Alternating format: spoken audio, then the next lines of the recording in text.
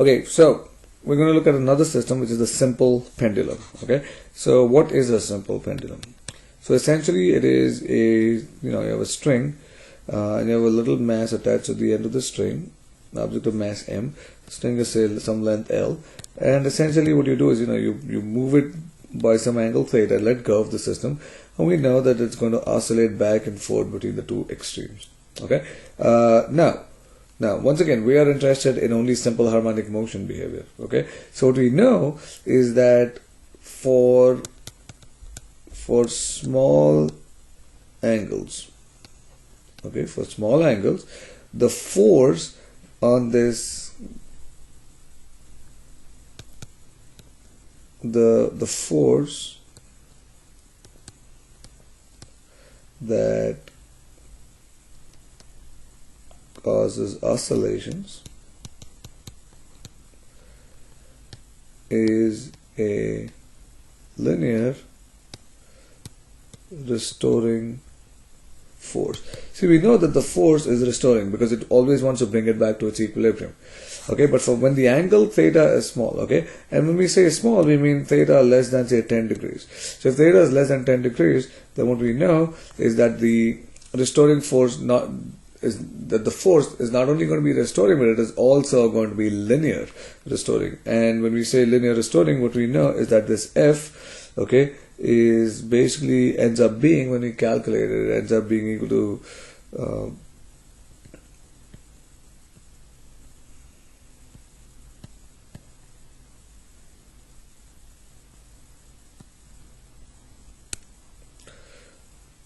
okay, it's going to be something like this.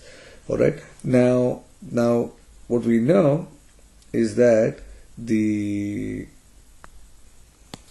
it's going to be minus mg times x over L. Okay, so once again it is going to have a similar behavior to that of the mass spring system. See, there we had a k, F was equal to negative kx, but here it is equal to this. And what we know is that in this case the time period ends up being 2 pi square root of L over g.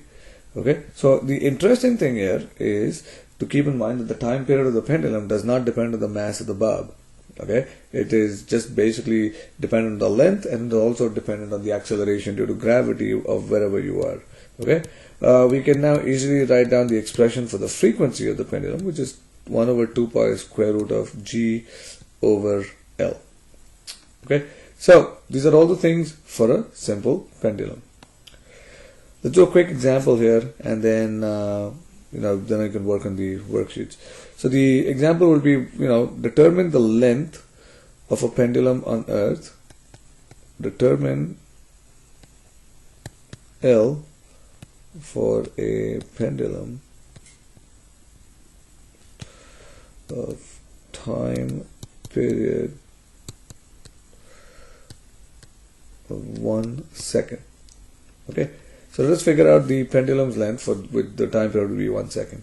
So we use our equation T equals 2 pi square root L over G.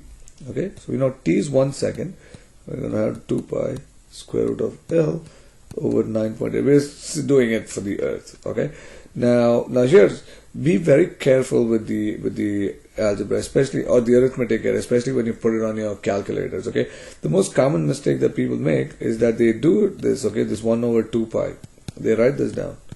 Okay, but in your calculator, when you put the 2 pi down, put parentheses in your calculator. So please make sure that you for calculator purposes, use parentheses.